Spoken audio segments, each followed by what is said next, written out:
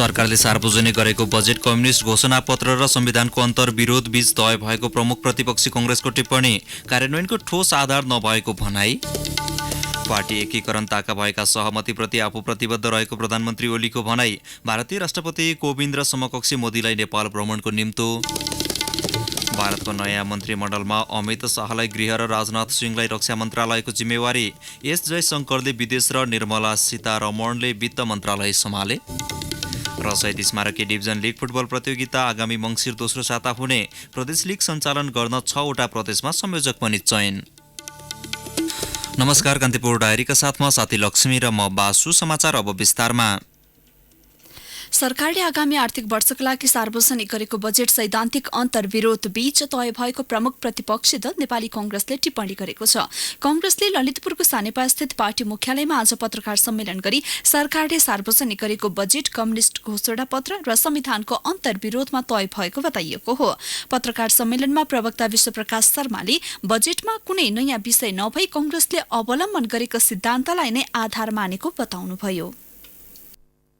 नेपाली कांग्रेस पार्टीले लिएको अर्थनीति गलत छ भनेर आम मतदाताको बीचमा जाने, तर सरकारमा पुगिसकेपछि त्यसैमा केही रङ भरेर केही पपुलिस्ट कार्यक्रम गाँसेर बोकेर हिँड्ने निरन्तरता अहिलेको सरकारको बजेटबाट भएको छ। र नेपाली कांग्रेस पार्टीले विगतमा लिएको नीतिको समयानुकूल त्यसको परिमार्जन गरेर जाने विषय नै अन्ततः व्यावहारिक कुरो थियो र कांग्रेसले ल्याएको कुरा गलत थिएन भन्ने कुरो सरकार आफैले पुष्टियाई गरेको छ। लोक रिज्याइका केही पुरानै कार्यक्रम पुनः स्मृतिमा आएका छन्, तर तिनैको बलमा मात्रै समृद्धिको यात्रालाई नवीनता दिन सकिँदैन, त्यसले ठोस परिणाम दिँदैन भन्ने हाम्रो ठहर छ। समग्रमा दोस्रो वर्षको बजेटले पहिलो वर्षकै बजेटको अन्यलतालाई कपी पेस्ट गरेको छ, केही रङ भरेर।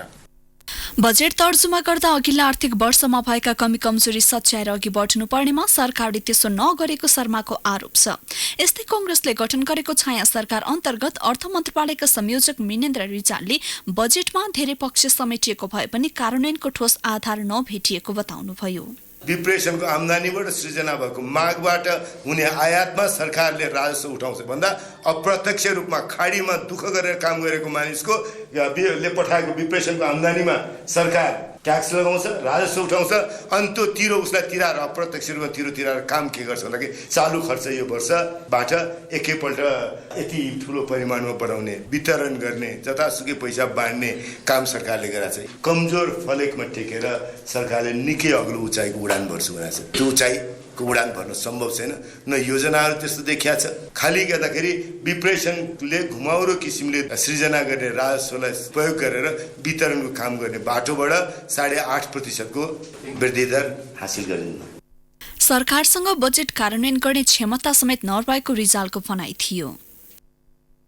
सरकारले नगर्नुपर्ने काम बजेटमा लेखा छ भने होइन, गर्नुपर्ने काम लेखा छ, तर गर्नुपर्ने काम गर्न सक्ने क्षमता छैन। आँखा चिम्लेर कहाँ पुग्नु पर्ने हो भन्ने सपना लेख्ने भने होइन बजेट भने। बजेट भने बलियो कार्यान्वयनको ताकत, त्यस किसिमको तयारी का साथ बजेटमा आउने हो। कार्यान्वयनको तयारी छैन अनि त्यस पछाडि गर्छु भन्दाखेरि त्यो बजेट हुन्न। त्यो जसले पनि गर्न सक्छ। अर्थमन्त्री किन चाहियो, सरकार किन चाहियो त्यसका लागि, संसद किन चाहियो त्यसका लागि, एउटा राजनीतिक पार्टी किन चाहियो, एउटा लामो योजना आयोगदेखि लिएर हरेक तह हुँदै गएर बजेट आउने प्रक्रिया किन चाहियो। सिधै आँखा चिम्लिने यो चाहिएको छ नेपालमा भन्दाखेरि त सबै चिज चाहिएको छ नि। नेपाल जस्तो गरिब मुलुकलाई नचाहिएको कुरा के छ? अनि त्यो लेख्यो भने त्यो बजेटमा लेखेकै छ भनेर नभन्नुहोस् न, त्यो त मिठाई बाँडा कुरा हो, त्यो योजना होइन। सरकारले अस्ति 15 गते बुधबार संघीय संसदका दुवै सदनमा आगामी आर्थिक वर्षको बजेट सार्वजनिक गरेपछि प्रमुख प्रतिपक्षी दल कांग्रेसले आज पत्रकार सम्मेलन गरी आधिकारिक धारणा सार्वजनिक गरेको हो।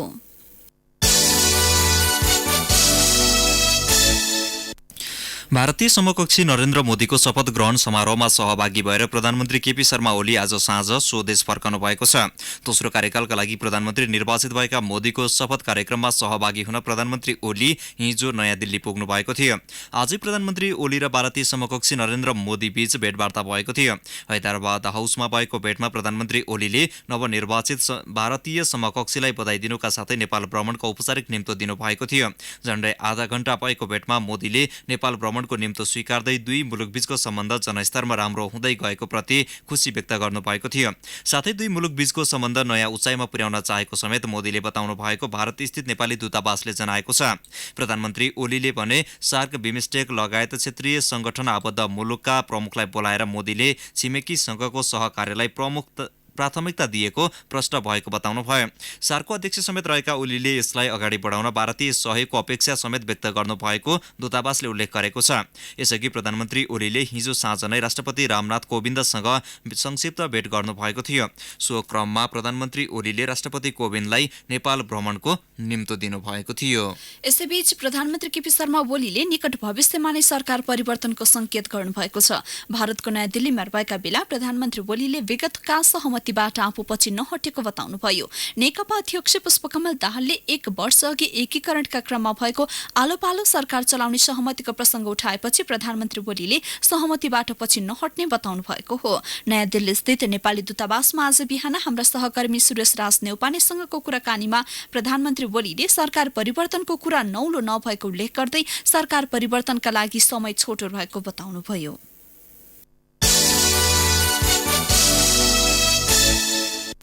राष्ट्रिय जनता पार्टी राजपाले आगामी बजेट बनाउँदा संघीयताको मर्म र भावनालाई ख्याल गर्न प्रदेश 2 सरकारलाई सुझाव दिएको छ। राजपा अध्यक्ष मण्डलको काठमाडौँमा सम्पन्न बैठकले आर्थिक वर्ष 2076-77 को नीति कार्यक्रम एवं बजेट बनाउँदा संघीयताको मर्म र भावना अनुरूप जनविश्वसनीयता आर्जन हुने प्रकारको बनाउन सुझाव दिने निर्णय गरेको हो। यही जेठ 14 देखि 16 गतेसम्म बसेको बैठकको निर्णयबारे जानकारी दिन राजपाले आज विज्ञप्ति जारी गरी संघीय सरकारले ल्याएको बजेट संघीयताको मर्म विपरीत रहेको प्रारम्भिक निष्कर्ष निकाल्दै प्रदेश सरकारलाई त्यसबाट बच्न सुझाव दिएको जनाएको छ। यस्तै यही महिनाको अन्तिमसम्म पार्टी सदस्यता वितरण अभियान सञ्चालन गर्ने र सो अभियानमा आफ्ना कार्यक्षेत्रमा खटिन नेता कार्यकर्तालाई आह्वान गर्ने निर्णय भएको विज्ञप्तिमा उल्लेख छ। सेवाग्राहीसँग 18 लाख घुस लिएको आरोप लागेका उच्च अदालतका न्यायाधीश लेखनाथ ढकाललाई नियुक्त गर्ने न्याय परिषदको निर्णय झिकाउन सर्वोच्च अदालतले आदेश गरेको छ। काभ्रेका व्यापारी उमेश बानियाले दायर गरेको रिटमा सुनवाई गर्दै न्यायाधीश बम कुमार श्रेष्ठको एकल इजलासले निर्णय झिकाउने आदेश गरेको हो। न्यायाधीश ढकालले आफूसँग 18 लाख घुस लिएको दाबीसहित बानियाले सर्वोच्चमा रिट दायर गर्नुभएको थियो। पेट्रोलियम पदार्थ कालोबजारी मुद्दामा न्यायाधीश ढकालले बदनियत राखी आफूसँग 18 लाख रकम लिएको दाबीसहित बानिया यसअघि न्याय परिषदमा समेत उजुरी दिनुभएको थियो। उजुरीका बावजुद न्याय परिषदले ढकाललाई न्यायाधीशका लागि सिफारिस गरेको थियो।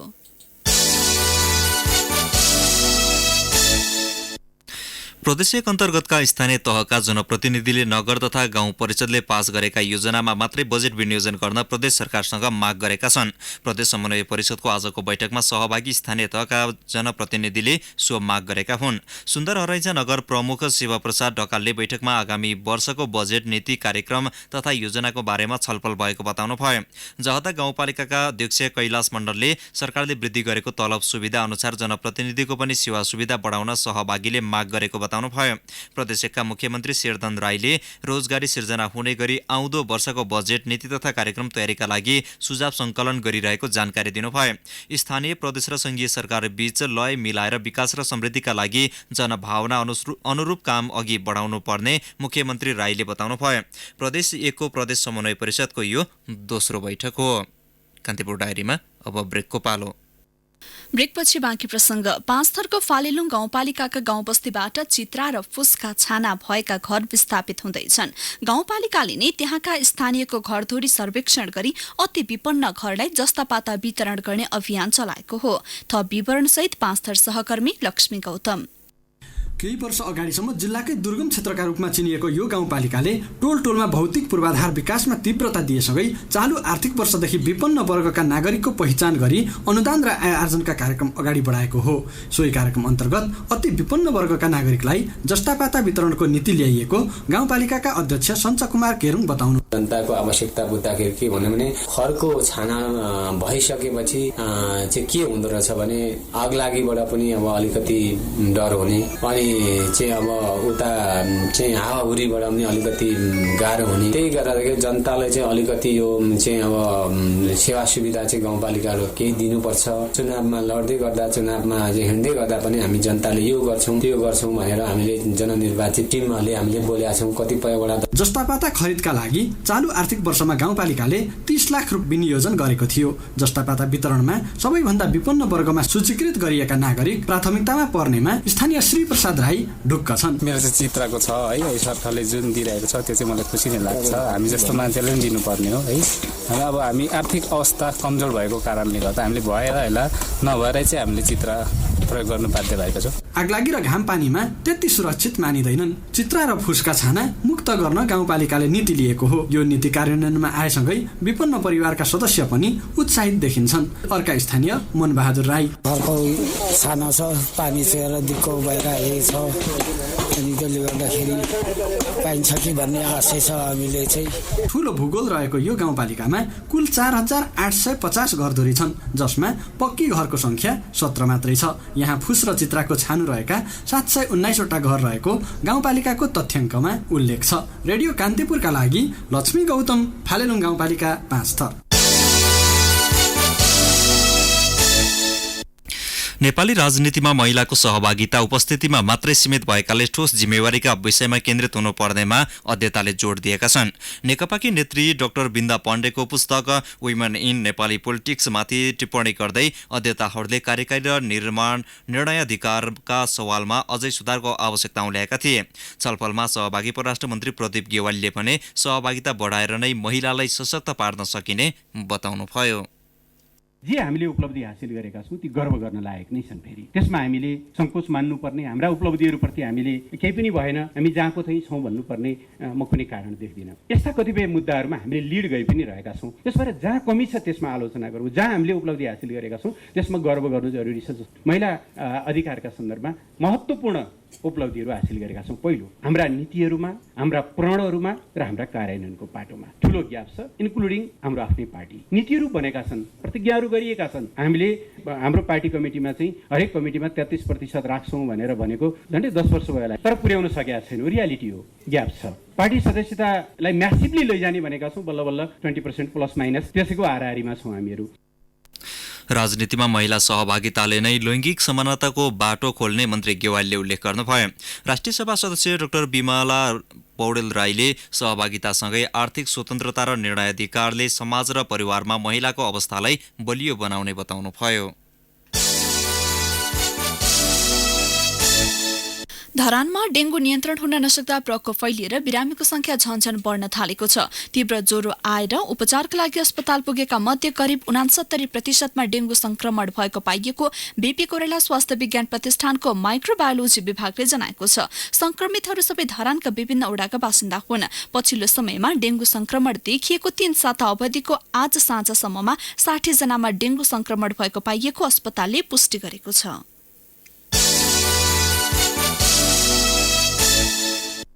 मुलुकको सामाजिक तथा आर्थिक विकासमा विश्वभर छरिएर रहेका नेपालीको ज्ञान, विज्ञता र सिपलाई प्रयोग गर्ने उद्देश्यले परराष्ट्र मन्त्रालयले ब्रेन गेन सेन्टर सञ्चालनमा ल्याएको छ।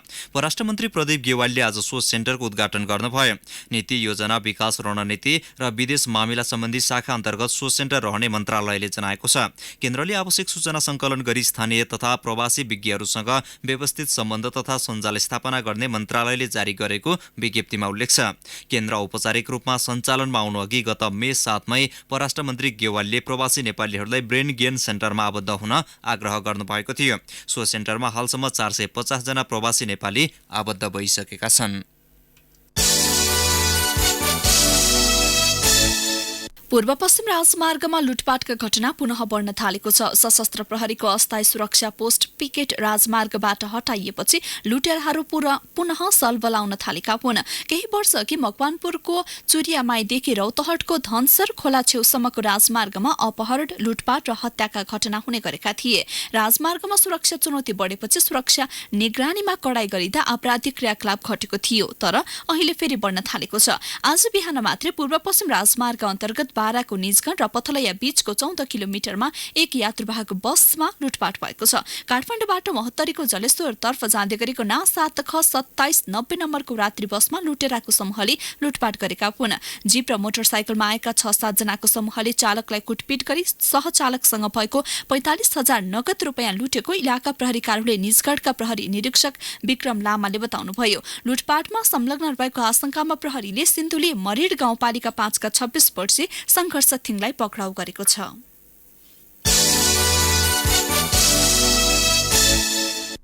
कान्तिपुर डायरीमा अब बुटौल डायरीको पालो।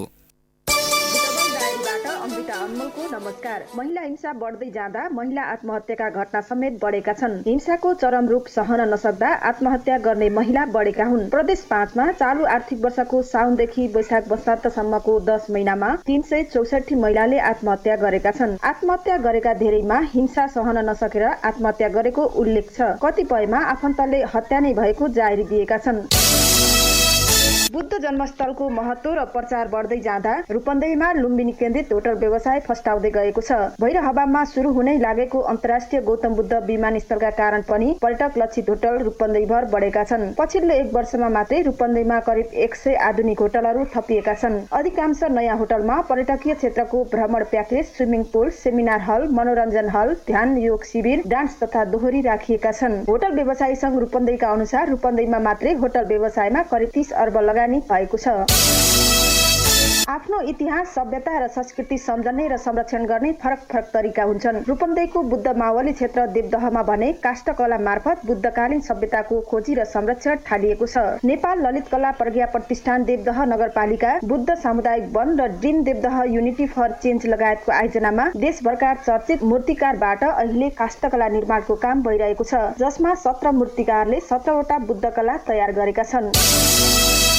अधिकांश प्रदेश सांसदहरू आफ्नो क्षेत्रका भौतिक पूर्वाधारका योजना राख्न तछाड मछाड गरेका छन्। प्रदेश 5 का सांसद महिला भने लैंगिक योजना तर्जुमा र बजेट निर्माणको अभ्यासमा लागेका छन्। प्रदेश सरकारको बजेट तथा कार्यक्रमलाई लैंगिक मैत्री बनाउन भन्दै उनीहरू जुटेका छन्। जनसङ्ख्यामा 51% धेरै भएर पनि महिला मैत्री बजेट तथा नीति कार्यक्रम अझै बन्न नसकेकाले यसो गरेको प्रदेश सांसद तथा कानून समिति सभापति दामा शर्माले बताउनुभयो। बजेट लैंगिक अर्थात् महिला मैत्री नहुँदा परिवर्तन महसुस नभएको सांसद महिलाहरूको गुनासो छ। अवस्था बुटबल डायरी आजलाई सकियो। अमृता अनमोललाई बिदा दिनुहोस्। नमस्कार। बुटबल डायरीपछि कान्तिपुर डायरीमा पुनः ब्रेकको पालो। ब्रेकपछि अब आर्थिक प्रसंग। प्रदेश 1 मा बेरोजगारीको संख्या 1,36,000 पुगेको छ। केन्द्रीय तथ्याङ्क विभागले आज विराटनगरमा सार्वजनिक गरेको श्रम शक्ति सर्वेक्षण 2074-75 को नतिजा अनुसार 15 वर्षमाथि उमेरका बेरोजगारीको संख्या 11.2% रहेको पाइएको हो। त्यसमध्ये शहरी क्षेत्रमा 92,000 र ग्रामीण क्षेत्रमा 44,000 भएको सर्वेक्षण नतिजामा उल्लेख छ। प्रदेश 1 मा 15 वर्षमाथि उमेरका कुल 35,56,000 जनसंख्या मध्ये 12,08,000 रोजगारीको क्षेत्रमा रहेको विभागका निर्देशक देवेन्द्र काररञ्जितले बताउनुभयो। रोजगार जनसंख्याले औसतमा मासिक 16,509 रुपियाँ ज्याला पाउने गरेको सर्वेक्षणमा उल्लेख छ। मुलुकभर सबैभन्दा बढी बेरोजगारी दर प्रदेश 2 मा 20.1 र कम प्रदेश 3 मा 7% रहेको सर्वेक्षणमा उल्लेख छ।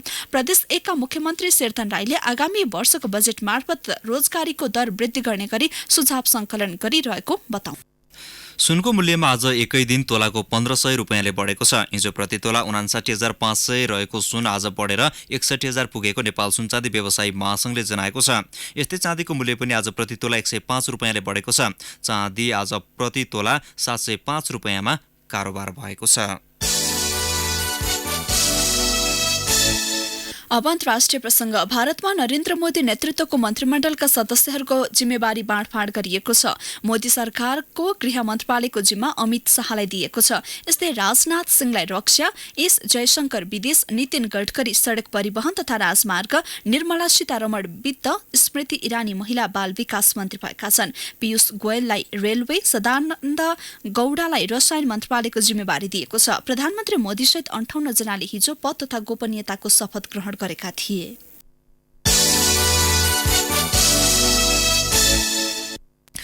फिलिपिन्सले क्यानाडाले पठाएको फोहोर क्यानाडा नै फर्काएको छ। लामो कूटनीतिक तनावका कारण राष्ट्रपति रोड्रिगो डुटेर्टले क्यानाडाको फोहोर उतै फर्काएको बताउनु भएको छ। सन् 2014 मा क्यानाडाले मणिला पठाएको फोहोर पुनः प्रयोग हुन सक्ने भनिए पनि काम नलाग्ने फोहोर थियो। क्यानाडाले त्यसको स्थानान्तरण र व्यवस्थापनको खर्च बिहोर्ने बताएको थियो। 1,500 टन फोहोरका 69 कन्टेनर रहेका पानीजहाज क्यानाडा नै फर्काउने फिलिपिन्सले निर्णय गरेको हो। वर्षौंदेखि जारी फोहोरको कूटनीतिपछि फिलिपिन्सले फर्काउने निर्णय गरेको बीबीसीले उल्लेख गरेको छ। विकसित मुलुकले पुनः प्रयोग हुन सक्ने फोहोरलाई फिलिपिन्स र मलेसियाका पुनः प्रयोग हुने केन्द्रहरूमा पठाउने गरेका छन्। क्यानाडाले फोहोर मुलुक भित्राउने तयारी भइरहेको उल्लेख गरेको छ। अब खेल प्रसंग। 37 ए डिभिजन लीग फुटबल प्रतियोगिता आगामी मंसिर 2 साता हुने भएको छ। अखिल नेपाल फुटबल संघको आज बसेको बैठकले ए डिभिजन लीग मंसिर 12 देखि शुरू गर्ने निर्णय गरेको हो।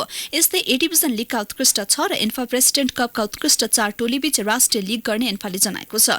जिल्ला लीगमा छनौट पाएका 7 प्रदेशका टोलीबीच हुने एन्फा प्रेसिडेन्ट कप एन्फाले नै गर्ने निर्णय पनि बैठकले गरेको छ। साथै प्रदेश लीग सञ्चालन गर्न 6 प्रदेशमा संयोजक चयन गरिएको छ। गण्डकी प्रदेशमा छिट्टै संयोजक तोक्ने एन्फा प्रवक्ता किरण राईले जानकारी दिए। आगामी बुधबार फ्रान्समा हुने फिफा कंग्रेस बैठकमा नेपालको तर्फबाट एन्फा अध्यक्ष कर्मा छिरिङ शेर्पाको नेतृत्वमा वरिष्ठ उपाध्यक्ष पंकज विक्रम नेमवाङ, उपाध्यक्ष वीरबहादुर खड्का र सदस्य पेमा डोल्मा सहभागी हुनेछन्।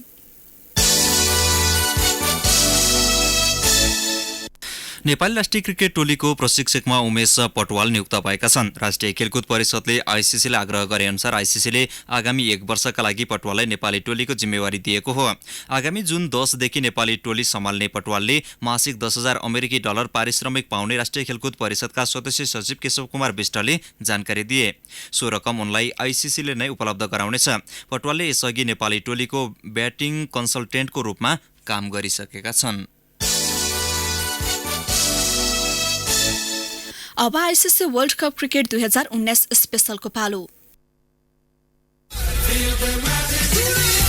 ICC cricket world cup 2019 special.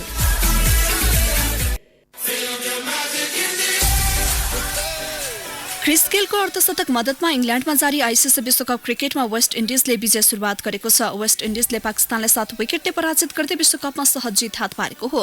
पाकिस्तानले दिएको 106 रनको छिनो लक्ष्य वेस्ट इन्डिजले 13.4 ओभरमा 3 विकेट गुमाउँदै फेटायो। वेस्ट इन्डिजका गेलले 34 बलको सामना गर्दै 3 छक्का र 6 चौका प्रहार गर्दै अर्धशतक पूरा गरे। निकोलस पुरन 34 र सिमरोन हैटमेर 7 रनमा नट आउट रहे। 19 बलको सामना गरेका पुरनले 2 छक्का र 4 चौका प्रहार गरे। पाकिस्तानका मोहम्मद अमीरले 3 विकेट लिए। त्यसअघि नटिङहम स्थित ट्रेन्ट ब्रिज स्टेडियममा अनुभवी खेलाडीका साथ मैदानमा उत्रिएको पाकिस्तान वेस्ट इन्डिजको कसिलो बलिङ सामु लामो समय टिक्न सकेनन्। वेस्ट इन्डिजले टस जितेर फिल्डिङ रोजेपछि ब्याटिङ गरेको पाकिस्तान 21.4 ओभरमा 105 रन जोड्दा अल आउट भयो। उसलाई कम स्कोरमा रोक्न ओसाने थोमसले सर्वाधिक 4 विकेट लिए। 5.4 ओभर किफायती बलिङ गरेका उनले मात्र 27 रन खर्चेर 4 विकेट छारे। 5 ओभर बलिङ गरेका जेसन होल्डरले 42 रन खर्चेर 3 विकेट हात पारे। 3 ओभर बलिङ गरेका आन्द्रे रसेलले 1 मेडन राख्दै 4 रन दिएर 2 विकेट लिए। लगातार विकेट पतनपछि दबावमा आएको पाकिस्तानका लागि वहाब रियाज र मोहम्मद अमीरले 90 विकेटका लागि 22 रनको साझेदारी गरे। फकर जमान र बाबर अजामले समान 22 रन जोडे, जुन पाकिस्तानका लागि सर्वाधिक रह्यो। वहाब रियाजले 18 र मोहम्मद हाफिजले 16 रन जोडे। अन्य ब्याट्सम्यानले दोहोरो अङ्कको स्कोर छुन सकेनन्। 2 पटकको विश्वकप उपाधि विजेता वेस्ट इन्डिज तेस्रो उपाधि जित्ने लक्ष्यमा इङ्ल्यान्ड पुगेको हो। 1992 को विश्वकप ट्रफी उचालेको पाकिस्तानले पनि वेस्ट इन्डिजसँगको उपाधि बराबरी गर्ने लक्ष्यमा छ। एक दिवसीय क्रिकेटमा पाकिस्तानले सबैभन्दा बढी खेल वेस्ट इन्डिजसँग खेलेको छ। यद्यपि नतिजामा पनि क्यारिबियन टोली हावी भएको हो। 133 एक दिवसीय भेटमा 70 खेल वेस्ट इन्डिजले जित्दा 60 खेलमा पाकिस्तान विजय भएको छ। 3 खेल भने बिना नतिजा सकिएका थिए।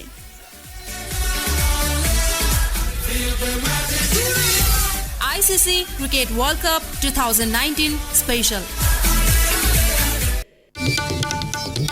जाँदा जाँदै news maker of the day.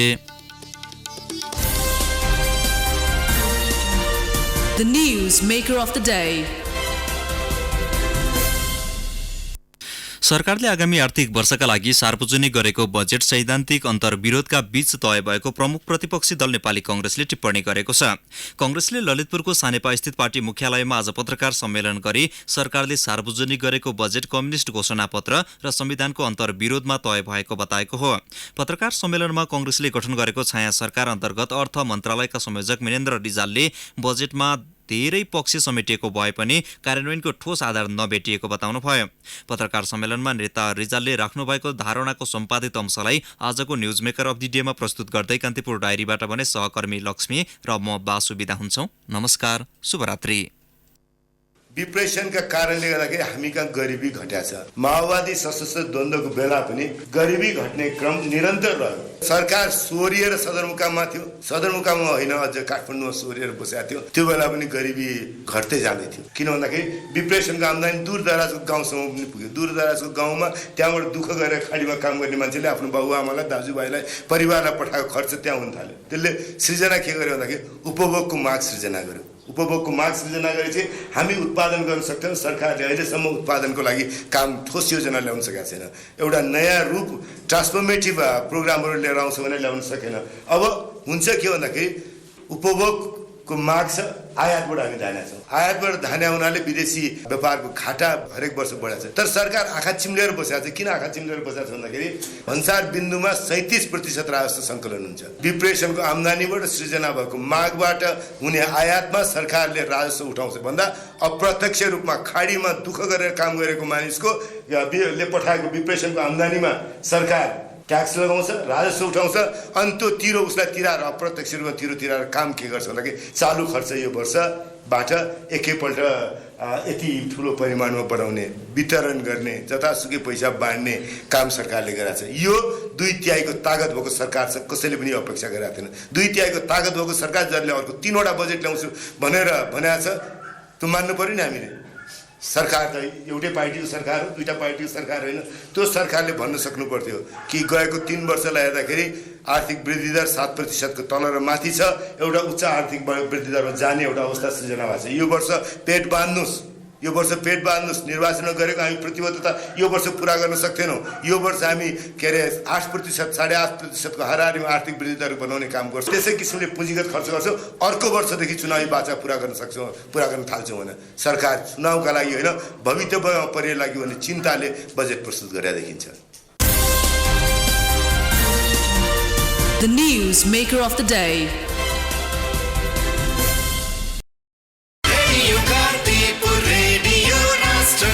सूचना र मनोरञ्जनको संवाहक रेडियो राष्ट्रको रेडियो कान्तिपुर।